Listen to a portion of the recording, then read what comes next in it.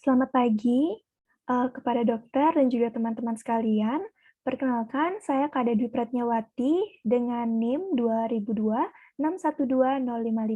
Saya merupakan dokter muda di Departemen Anestesiologi dan Terapi Intensif FK Unut, RSUP Sanglah, periode 4 Oktober 2021 sampai 14 November 2021.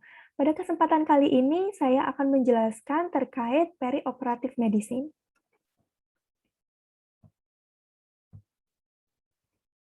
Nah, apa sih itu perioperatif medicine?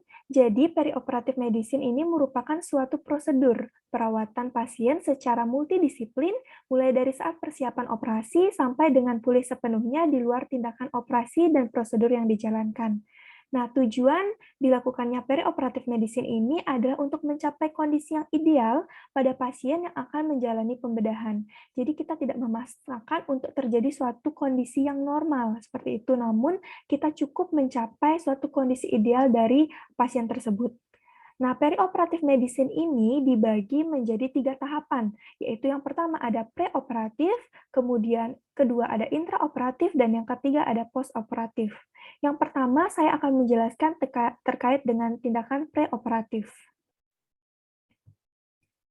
Nah, sebelumnya, tujuan dari tindakan preoperatif ini yaitu yang pertama membangun hubungan baik antara dokter dan juga pasien, kemudian kita akan mendokumentasikan kondisi sistem organ yang akan memerlukan pembedahan, kemudian kita mengevaluasi kondisi fisik pasien secara menyeluruh sebelum tindakan operasi, kemudian kita mengidentifikasikan kondisi yang berpotensi menyebabkan masalah selama dan setelah operasi, kemudian di sini juga pada kegiatan preoperatif, kita memiliki kesempatan untuk mengoptimalisasi, untuk mengurangi terjadinya morbiditas atau mortalitas perioperatif, kemudian kita membantu menentukan rencana perawatan perioperatif yang tepat, kemudian yang terpenting di sini kita akan memberikan edukasi kepada pasien tentang pembedahan, anestesi, perawatan intraoperatif, dan postoperatif dengan harapan akan mengurangi kecemasan dan memfasilitasi pemulihan.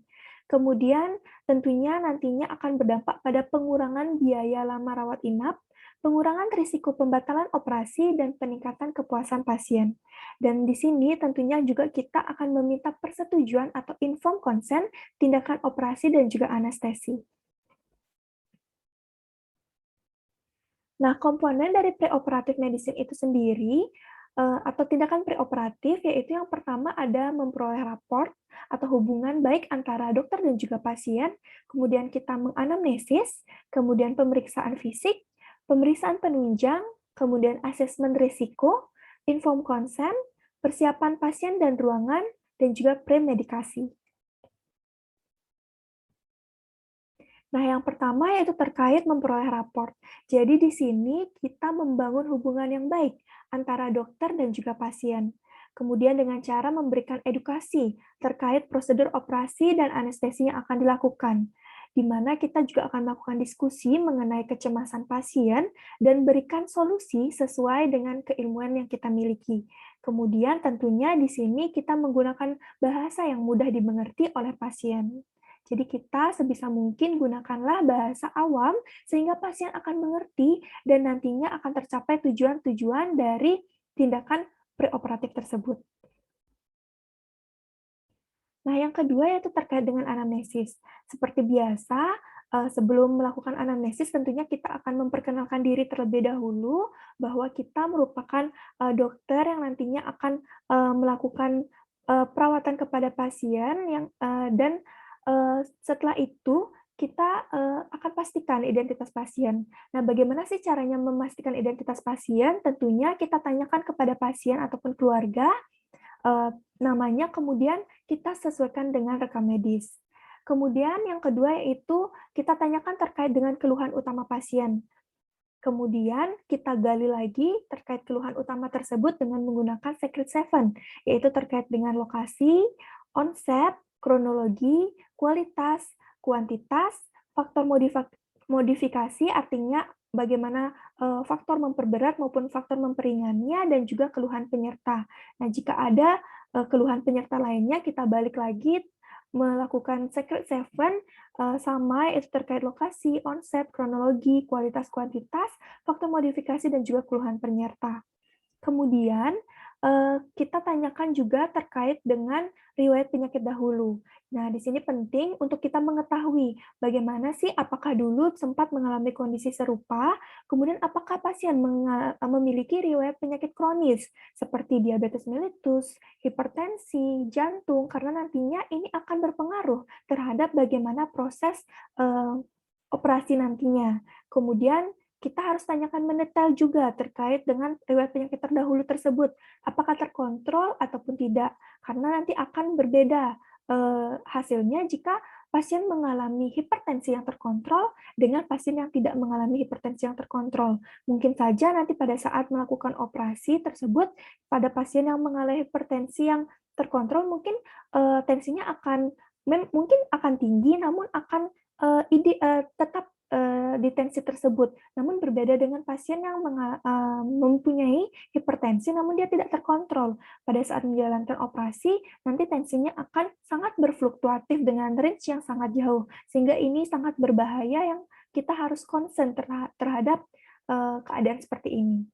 Kemudian terkait dengan riwayat keluarga. Nah, di sini penting kita tanyakan juga apakah ada keluhan yang serupa di keluarga, yaitu mengingat apakah ada faktor herediter ataupun tidak. Nah, di sini pada populasi yang khusus, misalnya pada Jehovah's Witness, jadi dia tidak boleh melakukan transfusi darah orang lain seperti itu. Jadi kita bisa sebelumnya, jika kita melihat kondisi pasien ternyata dia memerlukan eh, transfusi darah seperti itu, mungkin kita bisa berikan solusi. Sebelumnya, pada saat HB pasien bagus, kita bisa lakukan pengambilan darah pasien itu sendiri. Dan besoknya, pada saat melakukan operasi, jika memang diperlukan untuk transfusi darah, kita bisa mentransfusikan darahnya dia sendiri, seperti itu. Jadi kita bisa komunikasikan hal-hal seperti ini pada saat tindakan preoperatif.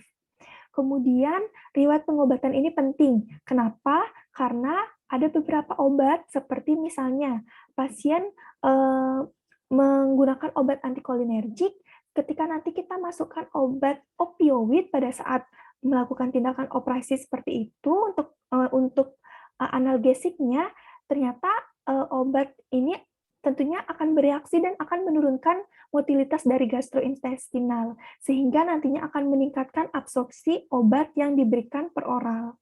Seperti itu. Kemudian, jika misalnya juga pada pasien yang menggunakan obat trisiklik antidepresan seperti amitriptilin, ketika kita masukkan obat meperidin misalnya merupakan salah satu jenis dari opioid, dia akan bereaksi sehingga nanti akan terjadi depresi nafas dan bisa meningkatkan dari efek analgesi tersebut. Maka ini kita penting menanyakan terkait dengan riwayat pengobatan pasien. Kemudian, riwayat pribadi dan sosial di sini juga sangat penting. Mengapa? Karena misalnya pada pasien perokok, itu produksi sputumnya dan air liurnya akan meningkat, sehingga nanti ini akan meningkatkan terjadinya risiko aspirasi. Kemudian pada pasien yang alkoholik, artinya dia sudah mengonsumsi alkohol secara kronis berkepanjangan, maka tentu saja metabolisme heparnya mungkin saja sudah menurun. Nah, seperti yang kita tahu, beberapa obat anestesi itu banyak sekali dieskresikan ataupun di metabolisme di hepar seperti itu, sehingga tentu saja ketika metabolisme hepar itu menurun akan memanjangkan dari efek obat anestesi tersebut. Kemudian pada penyalahgunaan obat misalnya ketika kita stop seperti itu akan bisa terjadi suatu withdrawal syndrome. Nah, inilah nanti kita bisa cegah dan bisa kita komunikasikan pada saat tindakan preoperatif. Selanjutnya terkait dengan riwayat alergi.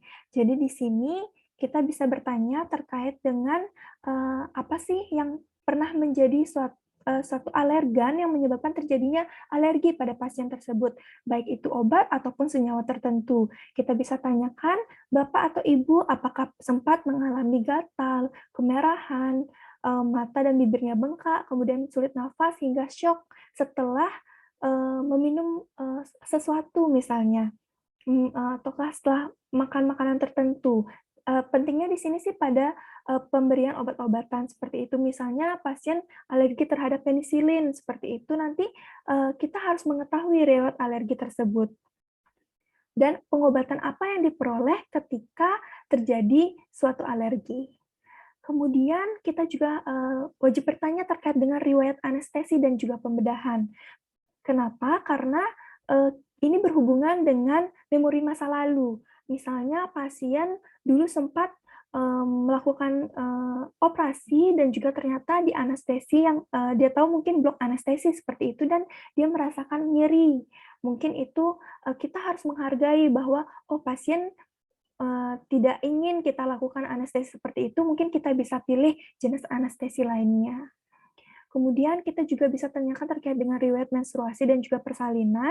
Di sini kita bisa tanyakan terkait dengan riwayat menarche, menopause, kemudian siklus menstruasi, dan juga HPHT-nya, kemudian apakah sempat melakukan persalinan, apakah sebelumnya apakah normal ataupun SC. Nah, ini penting agar nantinya kita tidak kecolongan, misalnya pada pasien yang awalnya dia adalah melakukan operasi apendisitis misalnya, pada pasien yang masih muda, namun dia agak, gemuk seperti itu. Kita, tidak tahu ternyata pasien sedang hamil, seperti itu.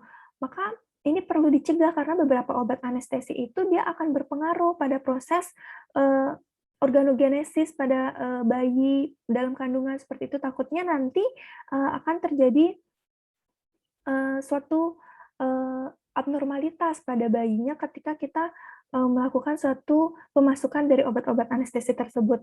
Nah, ini penting harusnya kita detail melakukan tindakan preoperatif, kita detail melakukan anamnesis, supaya kita bisa, mencegah hal-hal yang tidak diinginkan.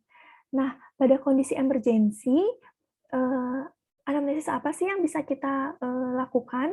Tentu saja di sini ada prinsip EMPEL, jadi di sini kita bisa tanyakan terkait dengan alergi, apakah pasien mengalami alergi, terutama alergi obat-obatan, kemudian medikasi, kita bisa tanyakan riwayat pengobatan pasien, kemudian past illness atau pregnancy, kemudian last meal, dan juga event atau environment relating to injury. Jadi kita bisa tanyakan secara, eee, singkat seperti itu karena di sini kondisinya emergensi.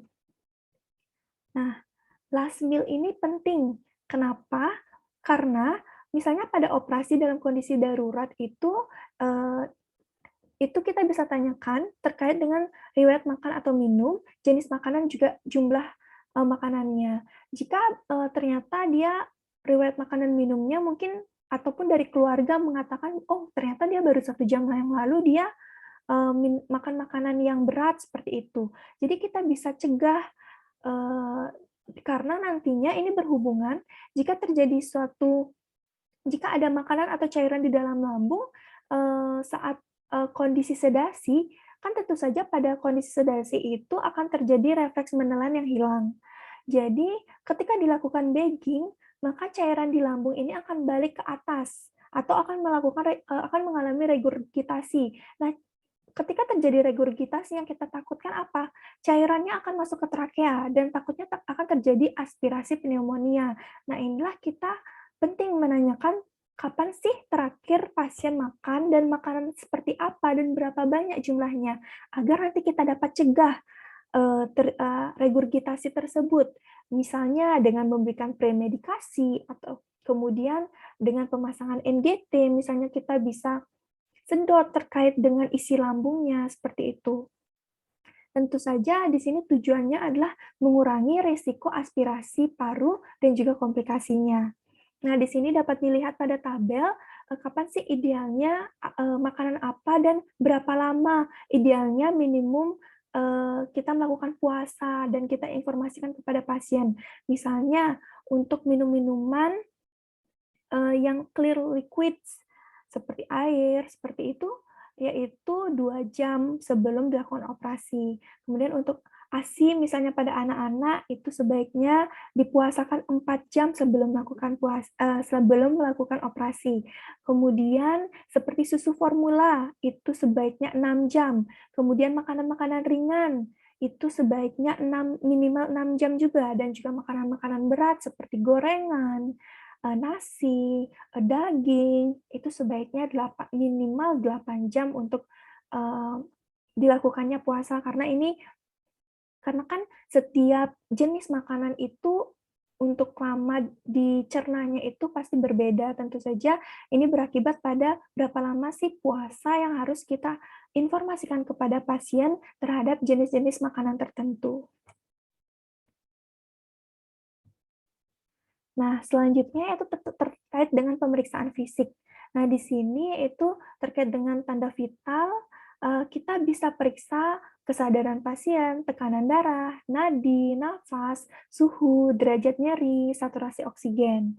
Nah, kemudian pemeriksaan fisik umum, kita bisa lakukan pemeriksaan head to toe, artinya dari mata, apakah ada anemis ataupun ikterus, kemudian dari THT bagaimana, apakah kesannya tenang ataupun tidak, ataukah ada keluaran cairan tertentu dari telinga, hidung mungkin, ataupun dari tenggorokan, kemudian lehernya bagaimana, apakah ada jejas, apakah ada deformitas yang menandakan apakah ini terjadi suatu fraktur atau cedera servikal, kemudian dari toraks kita periksa juga terkait dengan bagaimana itu suara nafasnya, kemudian dari abdomen, bising ususnya bagaimana, apakah normal atau tidak, kemudian dari ekstremitasnya juga. Kemudian kita bisa tanyakan juga terkait dengan tinggi badan dan juga berat badan dan juga BMI pasien.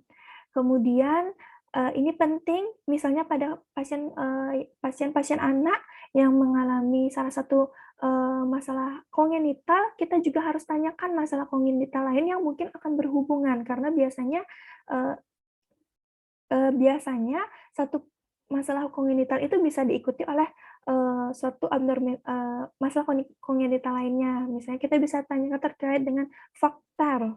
Nah, apa sih VACTER itu?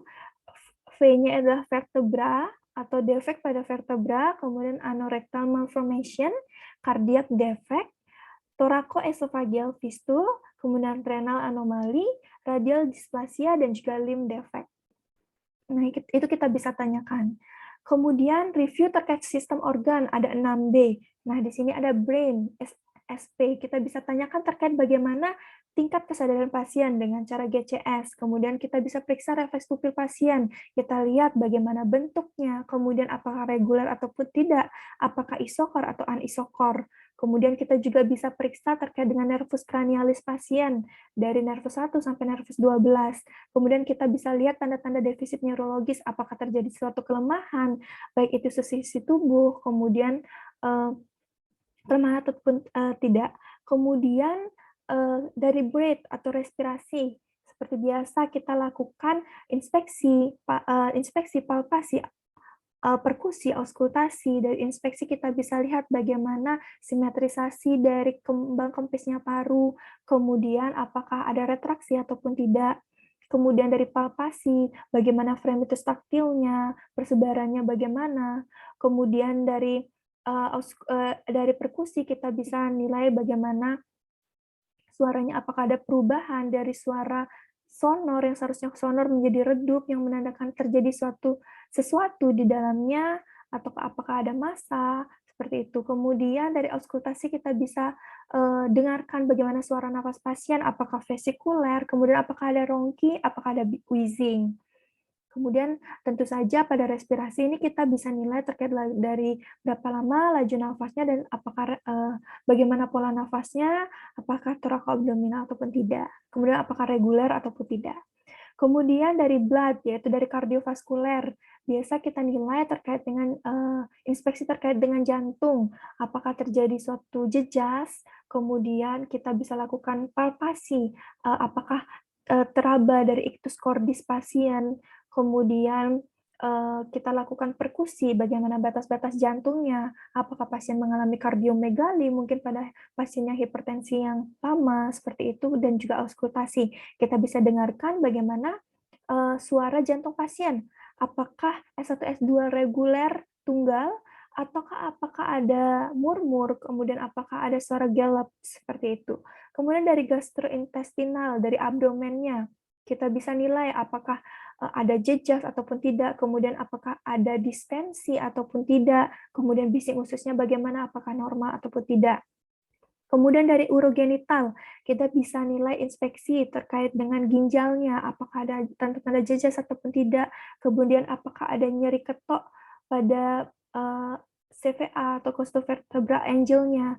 Kemudian kita juga bisa nilai buli pasien apakah mengalami distensi. Kemudian dari urin pasien apakah mengalami retensi urin atau inkontinensia urin. Kemudian dari body and skin atau muskuloskeletal kita bisa nilai dari apakah terjadi cyanosis ataupun tidak pada skinnya, kemudian bagaimana fleksi-defleksi pasien, kemudian apakah ada fraktur atau tidak, itu penting kita lakukan evaluasi terkait dengan 6 sistem organ penting dalam tubuh kita. Kemudian yang tidak kalah penting pada pemeriksaan fisik, kita juga bisa memeriksa terkait dengan airway. Nah, di sini ada kriteria Lemon, yaitu airway assessment method. Di sini yang pertama adalah look externally. Jadi kita bisa nilai apakah pasien ada mengalami trauma wajah, kemudian apakah lidahnya besar, apakah giginya besar, dan apakah pasien mengalami kumis atau ada kumis atau jenggot, karena ini akan berhubungan terkait sulit atau mudahnya dalam melakukan intubasi nanti. Kemudian evaluasi terkait dengan sistem yaitu 3-3-2 terkait dengan pada gambar dapat dilihat di sini yaitu jarak antar insisor yaitu 3 jari, kemudian jarak antara hyoid dan juga mental adalah 3 jari, dan juga jarak tiroid dengan dasar lidah adalah 2 jari. Kemudian kita bisa evaluasi terkait dengan Malampati score yang berhubungan jika lebih atau sama dengan 3 ini akan berhubungan terkait dengan sulitnya dilakukan intubasi nanti. Bisa dilihat pada gambar, di sini untuk kelas 1 dia terlihat palatum mole, uvula, dan juga pilar anterior dan juga posterior. Sedangkan untuk kelas 2 di sini terlihat palatum mole dan juga uvula, kemudian kelas 3 terlihat palatum mole dan juga sedikit uvula, dan kelas 4 di sini palatum mole tidak terlihat. Kemudian obstruction, itu kita dapat nilai apakah pasien mengalami epiglotitis, kemudian apakah ada abses peritonsil, kemudian apakah ada trauma. Kemudian neck mobility, apakah pasien ada mengalami riwayat trauma leher, kemudian apakah pasien menggunakan collar neck, kemudian apakah pasien mengalami rheumatoid arthritis. Itu kita bisa nilai yang akan berhubungan terkait bagaimana tindakan manajemen airway yang tepat yang nanti akan kita lakukan pada kondisi-kondisi tertentu, dan bagaimana sulit atau tidaknya nanti pada saat melakukan intubasi, dan peralatan-peralatan apa saja yang harus kita siapkan itu penting, sehingga penting dilakukan airway assessment method ini. Kemudian kemudian selanjutnya adalah pemeriksaan penunjang. Nah, pemeriksaan penunjang di sini seperti pemeriksaan darah lengkap, biasanya diindikasikan pada pasien dengan opresi mayor, kemudian pasien yang usia tua atau 60 tahun, kemudian riwayat penyakit sistemik, anemia, dan juga perdarahan. Kemudian kita bisa minta juga terkait dengan fungsi ginjal, seperti bun SC-nya bagaimana. Biasanya pada pasien-pasien yang hipertensi kronis, mengalami diabetes, dan juga gangguan ginjal.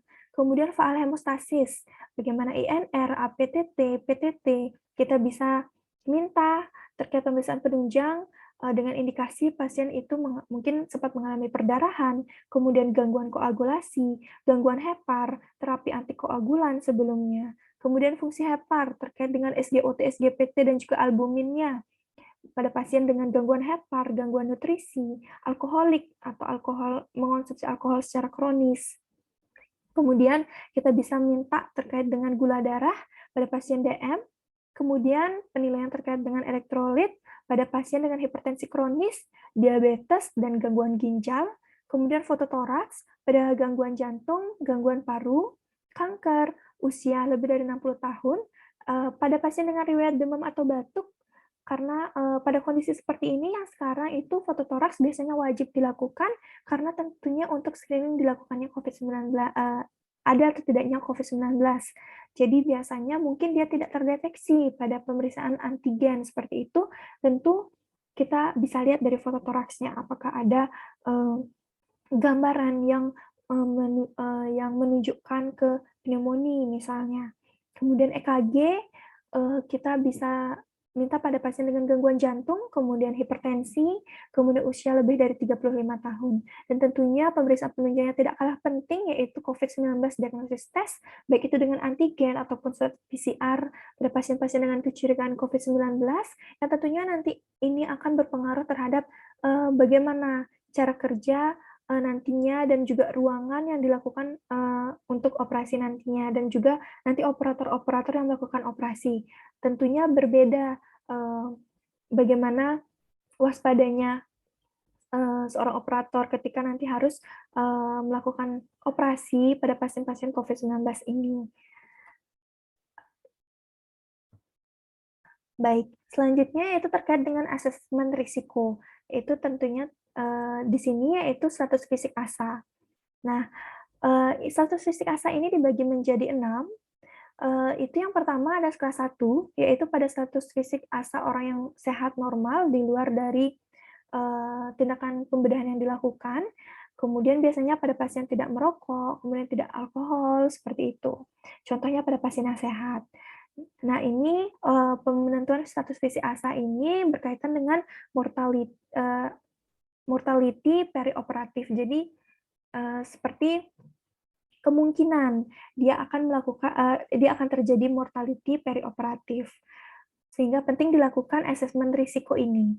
Misalnya juga pada kelas 2, yaitu pada status fisik ASA dengan penyakit sistemik ringan yang sedang dan juga tidak menyebabkan keterbatasan fungsional. Biasanya contohnya pada pasien diabetes yang terkontrol, kemudian asma yang terkontrol. Kemudian pada ASA 3, yaitu penyakit sistemik sedang berat yang menyebabkan keterbatasan fungsional. Biasanya pada pasien infark miokard, gagal jantung kongestif, angina pectoris, dan juga PPOK. Kemudian kelas 4 yaitu status fisik ASA, kelas 4 yaitu penyakit sistemik parah menyebabkan ancaman kehidupan dan juga lumpuh fungsional. Contohnya pada angina pectoris yang tidak terkontrol, tekanan darah tinggi, gagal jantung kongestif yang berat, PPOK tidak terkontrol, epilepsi yang tidak terkontrol. Kemudian pada status fisik ASA 5, yaitu pasien yang hampir mati, jadi kemungkinan dia tidak akan bertahan dalam 24 jam dengan atau tanpa operasi. Biasanya pada pasien-pasien yang sakit parah, kemudian pasien yang paliatif. Kemudian status fisik yang keenam, ini pasien yang sudah mengalami mati batang otak. Dia biasanya melakukan operasi untuk mendonorkan organnya. Kemudian pada kasus-kasus emergensi, kita juga bisa menilai terkait dengan status fisik ASA, namun dituliskan plus E di sampingnya agar operator dan juga orang yang membaca tahu bahwa oh ternyata ini pasien dilakukan prosedur emergensi seperti itu. Nah, yang komponen selanjutnya itu inform consent yang tidak kalah penting, yaitu memastikan pasien atau wali mendapatkan informasi mengenai prosedur anestesi dan operasi secara cukup untuk memberikan persetujuan tindakan. Nah, di sini penting kita lakukan inform consent ini dengan menggunakan bahasa awam, sehingga pasien atau keluarga mengerti terkait dengan edukasi yang kita berikan. Kemudian komponen konsennya yaitu kita bisa tulis terkait dengan teknik anestesi yang kita lakukan, kemudian backup anestesi yang kita lakukan, kemudian deskripsikan prosedurnya menggunakan bahasa awam, kemudian komplikasi yang akan mungkin terjadi juga kita tuliskan dengan bahasa awam. Kemudian tentunya di sini manfaatnya untuk melindungi dokter dan juga pasien. Nah, siapa saja sih yang bisa memberikan suatu inform consent, artinya tanda tangan inform consent itu, misalnya pada pasien dewasa di atas 21 tahun atau sudah menikah. Kemudian pasiennya dalam keadaan sehat mentalnya. Kemudian pasien di usia kurang dari 21 tahun atau pasien dengan gangguan jiwa itu biasanya diisi oleh orang tua atau keluarga terdekat. Kemudian pasien tidak sadar atau tidak didampingi oleh keluarga terdekat dan secara medis dalam keadaan gawat darurat dan memerlukan prosedur gawat darurat ini biasanya tidak perlu persetujuan. Jadi kita ataupun dokter itu melakukan tindakan itu karena didasarkan oleh gawat darurat itu tidak menjadi suatu masalah seperti itu. Jadi mungkin nanti di belakang kita lakukan suatu penjelasan ataupun informasi ketika memang pasien sudah selesai dilakukan tindakan dari kegawat daruratan tersebut. Kemudian selanjutnya yaitu terkait persiapan pasien dan juga ruangan. Di sini yaitu terkait ruang perawatan. Di sini kita biasanya akan menenangkan pasien lagi dan berikan empati untuk mengurangi kecemasan tersebut. Kemudian di sini aksesoris dilepas, cukur jenggot dan juga kumis pasien karena nanti akan berhubungan terkait dengan sulit atau tidaknya dilakukan fiksasi ketika dilakukan sudah dipasangkan dari endotracheal tube tersebut. Kemudian pasien sudah dipuasakan, tentu di sini kita tanyakan mengenai kecukupan waktu puasa dan di sini juga kita mengurus terkait dengan surat izin operasinya. Kemudian pada ruang persiapan, evaluasi ulang status pasien dan catatan medis, bila perlu lakukan konsultasi di tempat. Ganti pakaian dengan pakaian khusus, kemudian berikan obat-obatan premedikasi, dan juga pasang infus. Dan juga nanti persiapan ruang operasi. Nah, pada saat persiapan di ruang persiapan ini yang seperti saya sebutkan tadi perlu adanya premedikasi. Nah, apa saja sih premedikasi ini? Yaitu beberapa jenis obat yang dapat kita berikan, yaitu seperti obat-obat jenis sedatif, analgetik opiat, kemudian antikolinergik, antiemetik, dan juga profilaksis aspirasi.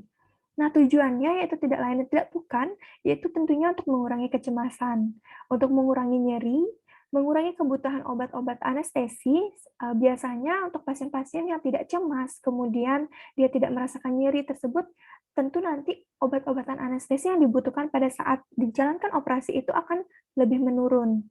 Kemudian mengurangi sekret dari saluran nafas, misalnya saja pada pasien yang merokok tadi, dia kan hipersaliva, seperti itu kita bisa berikan sulfas atropin yang nantinya tentunya dapat mengurangi dari produksi saliva tersebut. Kemudian yang menyebabkan amnesia seperti pemberian dari midazolam atau diazepam, yaitu golongan benzodiazepin. Kemudian mengurangi kejadian mual muntah pasca operasi, membantu pengosongan lambung, mengurangi produksi asam lambung dan meningkatkan pH asam lambung, kemudian mencegah refleks-refleks yang tidak diinginkan. Nah, pemberian obat ini di periode preoperatif ini sebelum induksi dengan periode pada intravena, pemberian obat secara intravena itu diberikan 1-5 menit, kemudian secara intramuskular itu biasanya diberikan 30-60 menit, kemudian obat secara oral biasanya diberikan 60-90 menit, dan biasanya untuk pasien-pasien yang one day care surgery, itu pasien sudah minum obat di rumah, seperti itu. Nah, ini dia beberapa fungsi obat-obatan premedikasi, misalnya pada pasien pada premedikasi itu diberikannya diazepam, lorazepam, midazolam, yaitu golongan-golongan obat benzodiazepin, itu akan dapat mengurangi ansietas tanpa menurunkan level kesadaran, kemudian ada juga efeknya menurunkan kesadaran, kemudian amnesia anterograde ini seperti yang tadi sudah saya jelaskan, jadi dia akan terjadi hilangnya memori setelah pemberian obat.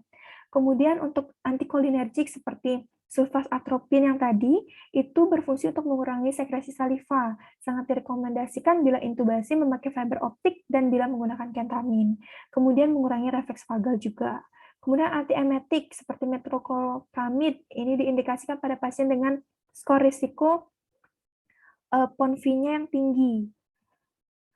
Kemudian misalnya pada wanita yang tidak merokok dengan penggunaan opioid pasca operasi. Kemudian profilaksis aspirasi, termasuk juga metoclopramid itu sendiri, kemudian untuk mengurangi volume dari cairan digester, yaitu metoclopramid karena dia meningkatkan dari pasase usus, kemudian meningkatkan pH di lambung, seperti natrium sitrat, seperti itu. Kemudian antihistamin untuk mencegah reaksi alergi, kemudian opioid seperti fentanyl juga morfin, tentunya untuk menimbulkan respon simpatoadrenal, misalnya respon naiknya nadi dan juga tensi pada saat intubasi, diinduksi terutama pada pasien jantung iskemik dan juga hipertensi. Kemudian ada efeknya juga analgesia, yaitu penanganan nyeri preoperatif, kemudian ada juga efeknya sedasi, seperti morfin memiliki efek sedasi tanpa efek ansiolitik.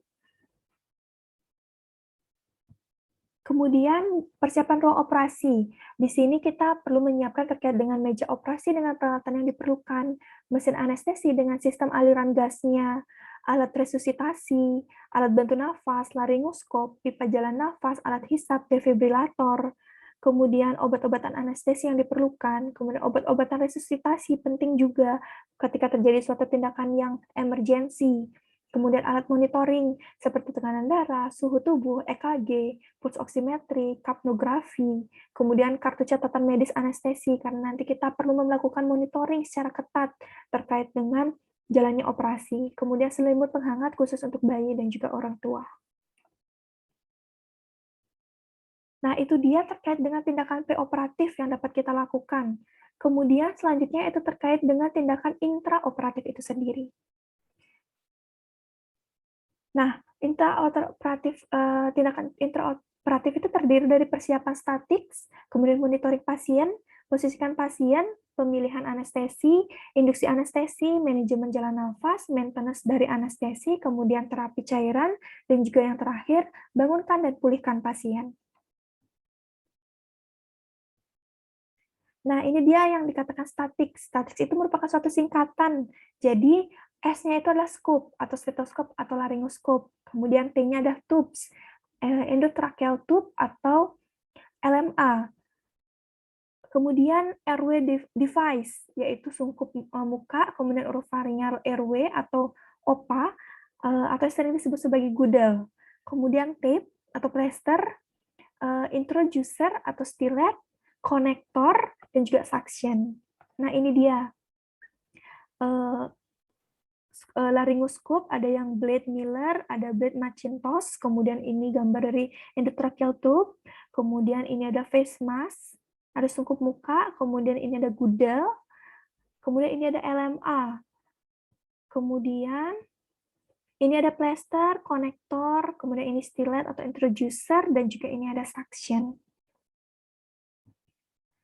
Selanjutnya itu melakukan monitoring pasien. Nah, standar monitoring yang kita lakukan yaitu pertama adalah irama jantung, EKG 3 lead atau 5 lead, kemudian tekanan darahnya, bagaimana non-invasive blood pressure-nya, kemudian saturasi oksigennya, bagaimana pulse oximetry dengan menggunakan pulse oximetry, ventilasinya dengan kita melihat bagaimana end-tidal atau end-tidal CO2-nya, apakah ventilasinya sudah cukup adekuat ataupun tidak. Kemudian kita nilai juga terkait dengan suhu tubuhnya. Kemudian monitoring khusus lainnya disesuaikan dengan kebutuhan pasien. Misalnya pada pasien kita memerlukan misalnya pada pasien dengan komorbid yang banyak seperti hipertensi, kelainan jantung, perdarahan, risiko perdarahan yang banyak, operasi besar dan juga operasi yang lama. Kemungkinan di sini kita memerlukan suatu monitoring yang ketat terkait dengan bagaimana turunnya dari blood pressure pasien. Kita bisa memasang terkait dengan invasive blood pressure, agar kita dapat menilai setiap detik bagaimana perubahan dari tekanan darah pasien. Kemudian, posisikan pasien. Nah, ini merupakan beberapa surgical position yang dapat dilakukan oleh operator nantinya. Tentu saja, pertama, induksi tetap dilakukan secara posisi supine, namun kemudian setelah pasien terinduksi, prosedur operasi dilakukan dengan posisi sesuai dengan jenis operasinya. Nah, kemudian pemilihan anestesi.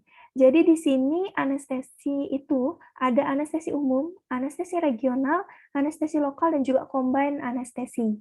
Nah, pilihan jenis anestesi ini tergantung pada usia, jenis kelamin, status fisik ASA pada saat kita melakukan preoperatif tersebut, kemudian jenis operasi yang akan dilakukan, keterampilan dari operator atau pelaksana anestesi, kemudian peralatan yang tersedia, status rumah sakit, dan juga permintaan khusus dari pasien.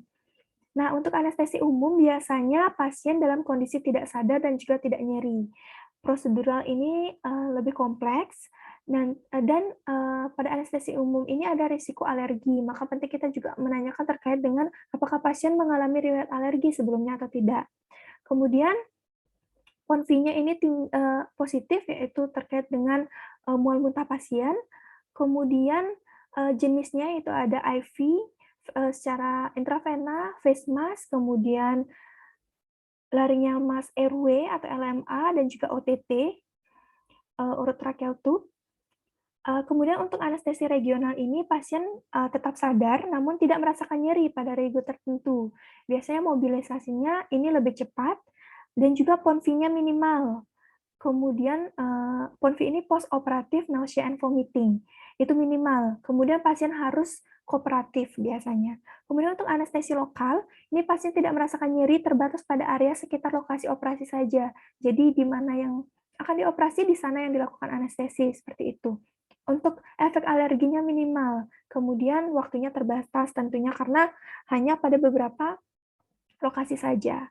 Kemudian, ternyata anestesi ini juga bisa dilakukan combine anestesi, sehingga misalnya saja pada pasien dengan pertama regional anestesi, namun ternyata operasinya itu lebih panjang lagi memerlukan waktu, kita bisa lakukan general anestesi seperti itu. Jadi nanti bisa dikombinasikan dan tentunya ini harus dicatat pada saat melakukan dicatat oleh anestesiologis untuk mengetahui apakah ada perubahan dari pemilihan anestesi yang dilakukan, seperti itu. Nah, kemudian selanjutnya terkait dengan induksi anestesi. Nah, di sini untuk industri anestesi ini sebelumnya kita pastikan akses cairan dan monitoring pasien sudah terpasang. Kemudian berikan oksigen 100% dengan 8-10 liter selama 3-5 menit. Ini merupakan salah satu preoksigenasi penting dilakukan untuk meningkatkan dari functional residual capacity. Ketika pasien saat mengalami sedasi atau tertidur dan pasien tidak bernafas, itu FRC-nya masih ada, seperti itu. Kemudian berikan agen analgesik dan juga massa relaksan sesaat setelah terjadi induksi anestesi tersebut. Kemudian ini beberapa contoh dari beberapa contoh untuk general anestesi itu bisa dilakukan secara intravena dengan menggunakan propofol.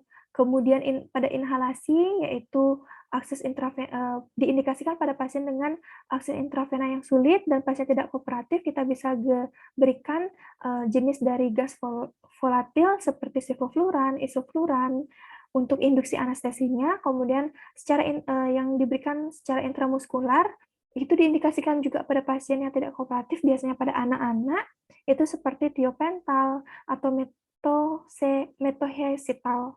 Kemudian untuk regional anestesi, itu kita bisa berikan induksi anestesi secara epidural, spinal maupun blok plexus. Nah, untuk epidural ini kelebihannya bisa dipasang kateter, yang nantinya kateter ini bisa kita pertahankan untuk manajemen nyeri pasca operasi. Kemudian untuk lokal anestesi, ada yang short acting, long acting, dan juga topikal. Contohnya untuk short acting ada lignocaine, kemudian long acting-nya ada bupivacaine, dan juga untuk topikalnya ada ametocaine. Ini merupakan beberapa contoh obat yang dilakukan untuk induksi anestesi tersebut. Kemudian setelah pasien diberikan preoksigenasi, kemudian sudah dimasukkan massa relaksan, kemudian kita atur bagaimana posisi pasien untuk RW manuvernya, yaitu lakukan triple RW manuver, yaitu head tilt, ekstensikan kepala, jaw thrust, angkat rahang bawah ke anterior, dan juga lakukan pembukaan mulut atau open mouth. Dan saat itulah mulai dilakukan prosedur intubasi atau pemasangan dari ETT pada pasien dengan general anestesi. Jadi posisinya harus seperti ini, inline position. Artinya dari saluran nafasnya dan juga mulutnya dalam satu garis lurus seperti itu agar memudahkan pada saat dilakukan intubasi. Nah, ini harus dipertahankan posisinya seperti ini agar oksigen yang masuk itu juga bagus seperti itu. Kemudian, yaitu terkait dengan maintenance atau pemeliharaan anestesi. Nah, di sini biasanya obat-obat anestesi itu seperti propofol, itu durasi kerjanya 20-30 menit saja. Nah, ini harus dilakukan maintenance untuk pemeliharaan anestesi. Kita harus tetap mempertahankan terkait dengan analgetik dan juga analgetik, kemudian anestesi, dan juga massa relaksannya.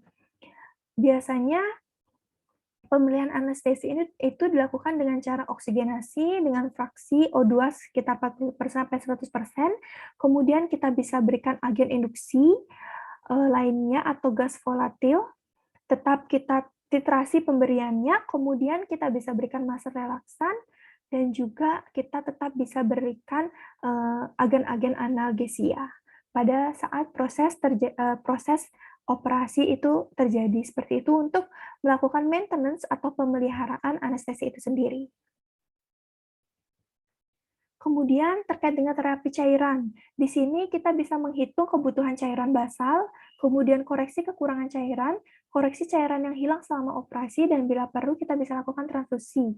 Bila ada indikasi, misalnya perdarahannya terlalu besar, seperti itu. Kita bisa maintenance dengan menggunakan rumus Holiday segar. Jadi di sini dapat dilihat pada tabel. Kemudian bisa juga dengan menggunakan rumus 421, yaitu berbeda Holiday segar ini adalah kebutuhan cairan per hari, sedangkan rumus 421 ini adalah kebutuhan cairan yang dihitung per jam menurut kilogram berat badannya. Ini juga perlu diketahui kebutuhan air itu biasanya pada orang dewasa itu sebanyak 30-50 ml per kilogram berat badan per hari. Kemudian kebutuhan kaliumnya 1-2 mg per kilogram berat badan per hari, dan juga kebutuhan natriumnya 2-3 mg per kilogram berat badan per hari. Ini juga penting dalam terapi cairan, juga kita harus mengkoreksi juga terkait dengan elektrolitnya. Nah, kemudian bangunkan dan pulihkan. Nah, syarat pasien bangun itu apa sih sebenarnya? Nah, syarat pasien bangun itulah obat habis di tubuh pasien. Jadi sudah tidak ada obat, artinya obat anestesi itu sudah tidak ada di tubuh pasien. Caranya itu pertama stop obat-obatan tersebut, kemudian pastikan obat pelumpuh ototnya habis, biasanya itu durasi 30-40 menit, karena nanti karena kan pelumpuh otot itu dia akan menyebabkan terjadinya benar-benar seluruh ototnya itu lumpuh seperti itu, bahkan sampai otot-otot pernafasannya. Jadi penting kita untuk memastikan bahwa obat pelumpuh ototnya habis, supaya nanti pasien bisa bernafas sendiri, seperti itu. Bila perlu juga kita bisa berikan reverse pelumpuh otot, misalnya pada seperti neostigmin, sulfasatropin, seperti itu. Kemudian, setelah menghentikan obat anestesi dan juga ekstubasi trakea, itu dilakukan pemberian oksigen 100% dengan sungkup muka, kemudian saluran nafas pasien disupport hingga refleks nafas kembali, kemudian periksa kekuatan otot dan koordinasi pasien untuk memastikan bahwa memang benar pelumpuh ototnya sudah habis, dengan cara minta pasien untuk menggenggam tangan, julurkan lidah, mengangkat kepala. Kemudian setelah itu bisa posisikan di posisi recovery position untuk mencegah terjadi suatu aspirasi. Nah, kemudian itu merupakan intraoperatif yang dapat dikerjakan. Nah, yang terakhir itu saya akan menjelaskan terkait dengan postoperatif, tindakan postoperatif yang dapat dilakukan. Nah, postoperatif ini itu berkaitan dengan pemindahan pasien dari kamar operasi menuju ke pos anesthesia care unit atau PACU. Di sini terdiri dari 3 kelompok pasien biasanya, yaitu ada risiko tinggi gagal nafas, gangguan kardiovaskuler, dan dia memerlukan rawat ICU pada kelompok yang pertama. Kemudian kelompok kedua ini adalah mayoritas pasien pasca operasi. Tujuannya untuk memastikan respirasi yang adekuat secepatnya. Kemudian untuk kelompok 3 adalah pasien operasi ringan. Kemudian pastikan fungsi respirasi ini normal dan juga bebas kantuk, ataksia, nyeri, dan juga kelemahan otot. Nah, ini dia rekomendasi pemantauan di PACU atau Post Anesthesia Care Unit yang rutin dilakukan, yaitu kita mengevaluasi terkait dengan respirasi, bagaimana laju nafas, potensi jalan nafas, saturasi oksigen, kemudian bagaimana kardiovaskulernya terkait dengan laju nadi, tekanan darahnya, kemudian neuromuskularnya terkait dengan pemeriksaan fisik, kemudian status mentalnya, bagaimana kesadaran pasien, GCS pasien, apakah sudah mulai pulih ataupun tidak, kemudian apakah pasien merasakan nyeri ataupun tidak, dan juga apakah pasien mengalami mual dan juga muntah.